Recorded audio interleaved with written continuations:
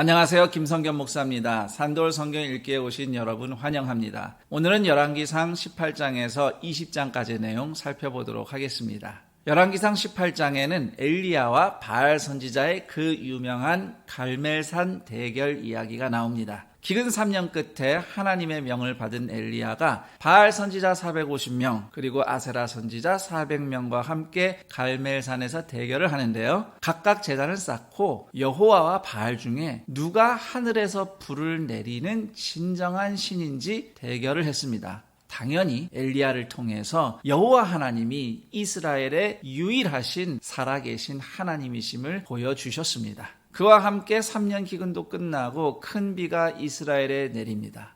이 이야기에서 제가 인상 깊은 것 몇 가지 좀 짚어드리겠습니다.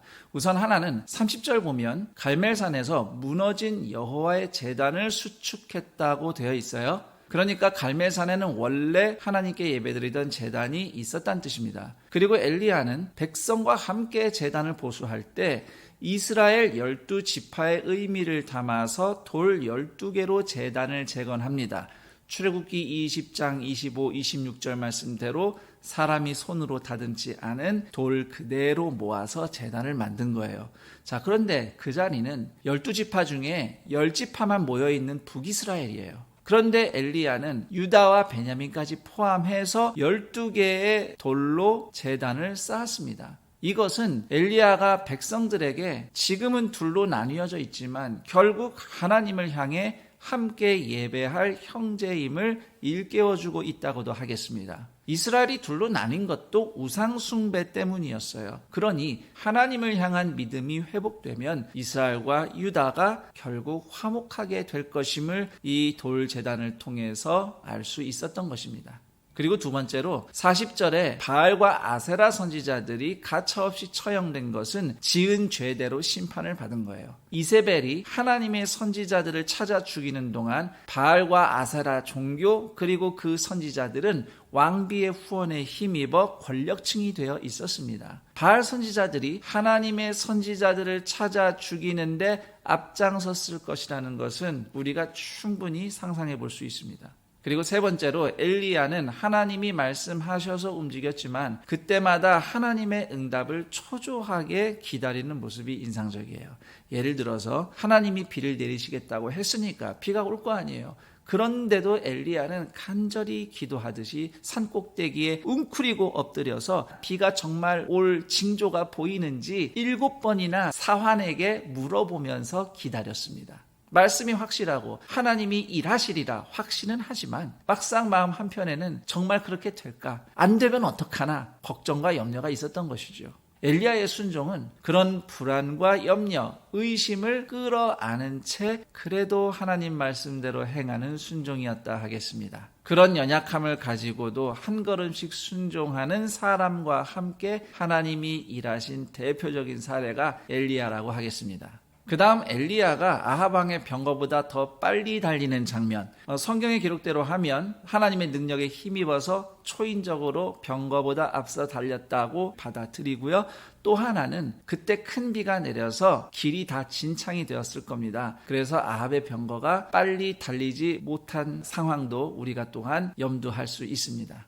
이제 19장으로 가면 갈멜산 승리 후에 오히려 절망한 엘리야가 하나님을 만나서 회복한 이야기, 그리고 엘리야가 엘리사를 자신의 후계자 선지자로 부른 이야기가 수록되어 있습니다. 우선 1절에서 18절은 갈멜산 승리 이후에도 상황은 변하지 않고 오히려 자신의 목숨이 위태로워졌다는 걸 알게 된 엘리야가 멀리 도망친 이야기예요. 그러나 엘리야는 아무데나 도망치지 않았습니다. 호렙산, 신의 산, 하나님의 산으로 찾아갔어요. 하나님을 만나기 위해서죠. 거기서 엘리야는 하나님을 만나 회복되고 새로운 사명을 받습니다. 하나님이 주신 새로운 일은 엘리야가 시작한 일을 뒤이어 완수할 세 사람을 기름 부어 세우라는 말씀이었어요. 하사엘을 아람 왕으로 세우고 예후를 이스라엘 왕으로 세우고 엘리사를 선지자로 세우는 일입니다. 이 이야기에서 제가 두 가지만 좀 짚어보겠습니다. 우선 하나는 엘리야가 절망한 이유입니다.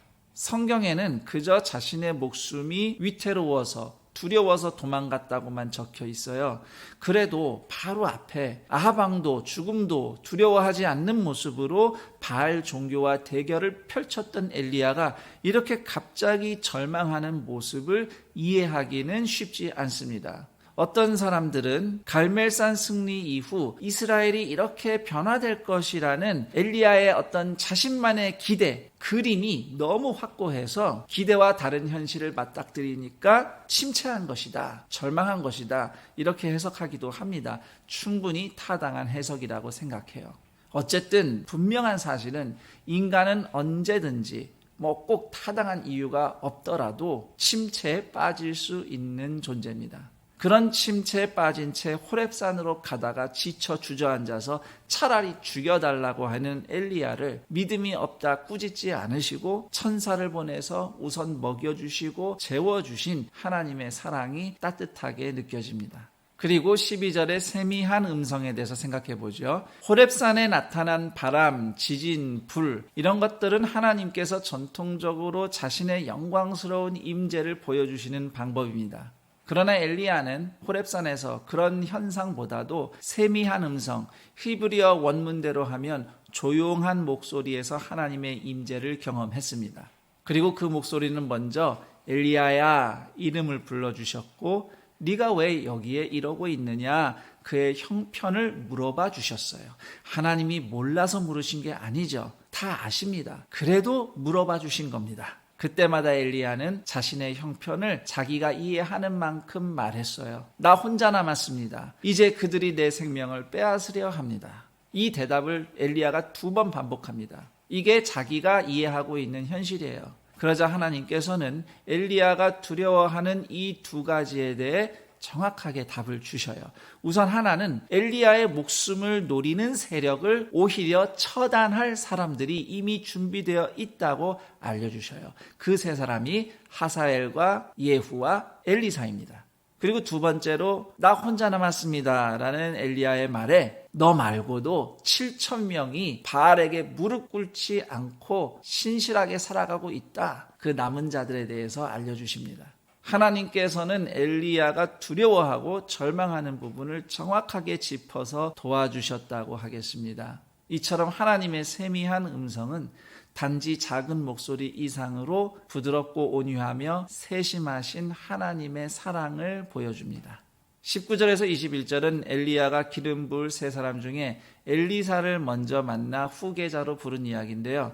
인상적인 것은 엘리사가 소 12결이 그러니까 24마리로 밭을 갈고 있었어요. 그 정도로 부자였던 사람인데 엘리야가 엘리사를 부르자마자 다 버려두고 따라가겠다고 결심합니다. 마치 예수님께서 제자들을 부르실 때 그들이 바로 예수님을 따라갔던 것과 마찬가지로 말이죠. 엘리사가 떠날 때 소 2마리를 잡아서 성읍 백성에게 잔치를 베풀며 음식으로 나누어 준 것이 인상적인데요. 화목제사 예배를 드린 게 아닌가 저는 그렇게 생각합니다. 화목제사라는 것이 감사 예물로 희생제물을 드리고 거기서 나오는 고기로 이웃들과 함께 가족들과 함께 잔치를 벌이는 거거든요. 그래서 엘리사가 소를 잡아 이웃들과 나눈 것이 나를 불러주신 하나님 감사합니다 하는 감사예배 화목제사라는 생각이 듭니다. 이제 20장에 가면 아람과 이스라엘의 전쟁 이야기가 나오는데요. 우선 1절에서 22절에는 아람 왕 베나닷의 이스라엘 1차 침공 이야기입니다. 그때 사마리아가 포위돼서 멸망할 위기에 놓였는데 하나님이 도와주셔서 아람을 크게 이깁니다. 이때 하나님이 보낸 선지자가 아합 왕에게 그때마다 하나님의 말씀을 전해주면서 승리로 인도해요. 이게 참 흥미롭습니다. 하나님은 아합에게 선지자를 보내서 말씀을 주시고 또 아합 왕은 그 말씀을 그때마다 들으며 따라갑니다. 적어도 19장에서 엘리야가 비관한 것만큼 상황이 나쁜 것 같진 않아요. 과거와 달리 하나님의 선지자를 만나서 말씀을 듣고 있습니다. 그리고 또 한 가지, 아람과 싸워 이긴 이스라엘 백성이 7,000명이라는 사실입니다. 앞서 19장에서 하나님이 바알에게 무릎 꿇지 않은 이스라엘 사람 7,000명이 있다고 엘리야에게 말씀해 주셨는데 글쎄 그 7,000명이 이 7,000명인지 장담할 수는 없습니다. 그러나 분명한 것은 이 7,000명의 이스라엘 백성이 하나님 말씀대로 순종해서 승리했다는 사실입니다. 그리고 23절에서 43절에 보면 아람의 2차 침공 이야기가 기록되어 있습니다. 이때도 하나님의 말씀이 선지자를 통해서 아합에게 전달되고 말씀대로 해서 승리했어요. 그런데 아합이 승리한 후 교만해져서 항복한 아람 왕과 자기 멋대로 언약을 맺어버리고 맙니다. 그래서 선지자가 아합을 찾아가서 하나님께서 심판하시기로 한 아람 왕과 그 백성을 아합이 살려줬으니 그 목숨값을 아합 왕과 이스라엘 백성이 대신 치르게 될 것이라고 예언합니다. 이 장면에서 역시 아합은 아합이다 라고 생각하게 돼요. 아합의 문제는 사울 왕을 꼭 닮았어요. 처음에는 말씀을 듣는 것 같아요. 그런데 끝까지 듣지 않고 하나님 대신 자기가 임의로 결정합니다. 결국 처음에 아합이 하나님 말씀을 들은 것도 자기가 위태롭고 도움이 필요해서 들은 것이지 하나님을 정말 신뢰해서 믿음으로 들은 것은 아니라는 것이 여기서 증명된 것이지요. 위험이 사라지자 교만해진 아합은 하나님 말씀과 그분의 권위는 뒷전이고 자기 마음대로 합니다.